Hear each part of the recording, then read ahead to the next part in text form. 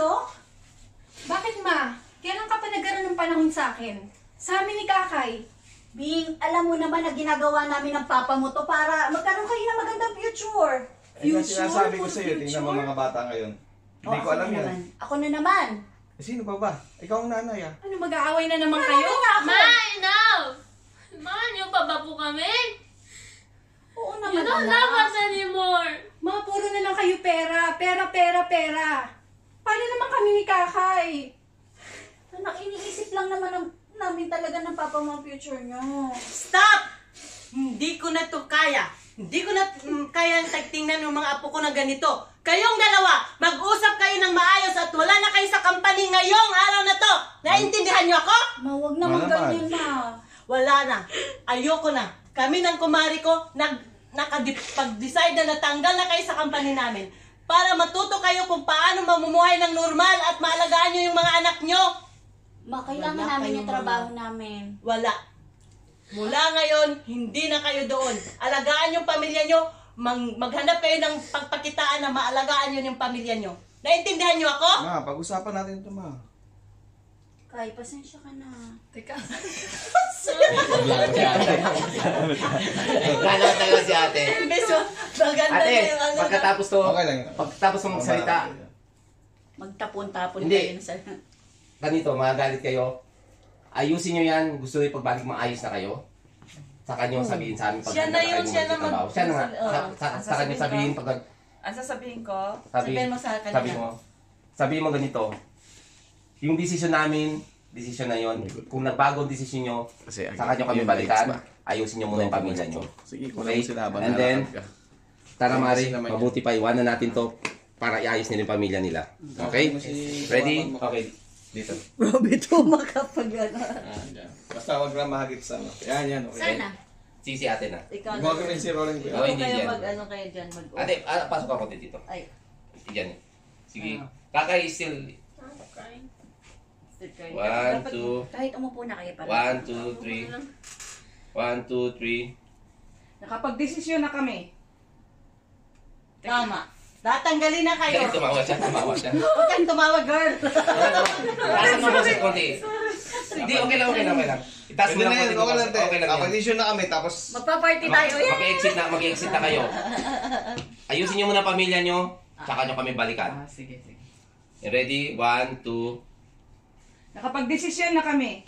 Ayusin niyo muna ang pamilya niyo. Pag nakapag-desisyon na kayo, saka kami namin balikan. Tara na, kumari, alis na tayo. Mga apo, alis muna kami, okay? Sige. Kasi para yung mga magulang nyo mag-usap ng matino at maalagaan kayo, okay? Nakapanis sila ngayon, so alis muna kayo. Dito muna kayo. Ma, Hindi na, wag mo na akong kausapin, Mark. Tapos na, wala na. Okay? Ngayon mag-usap kayo about family na.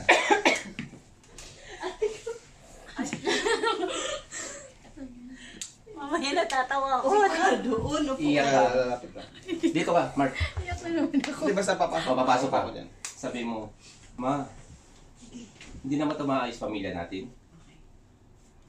Hindi naman po kailangan. I-repeat mo lang yung niya. Tulad ng sinasabi ko po, hindi po natin kailangan ng pera Na marami. ng marami.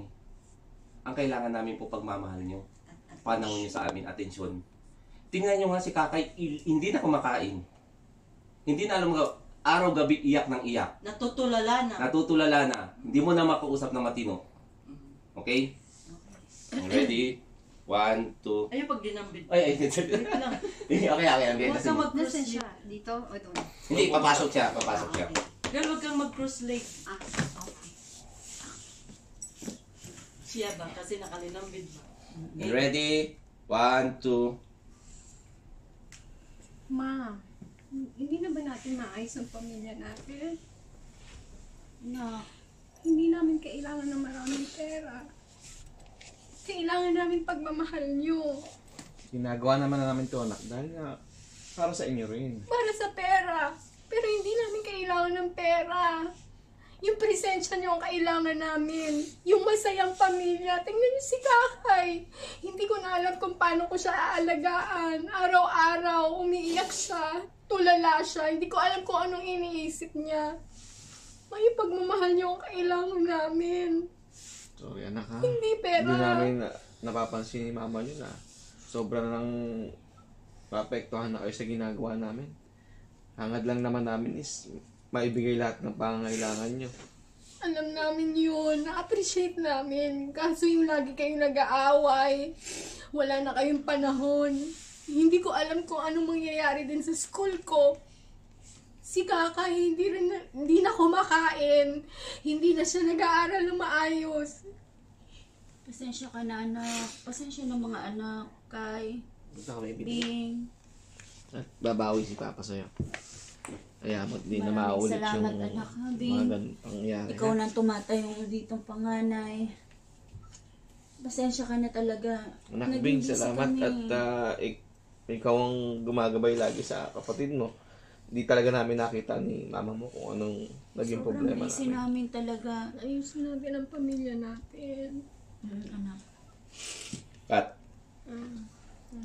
sabi mo, sorry kung nang kami sa mga trabaho namin. Magmula ngayon, pinapangako namin sa inyo, uunahin namin kayo bago yung trabaho at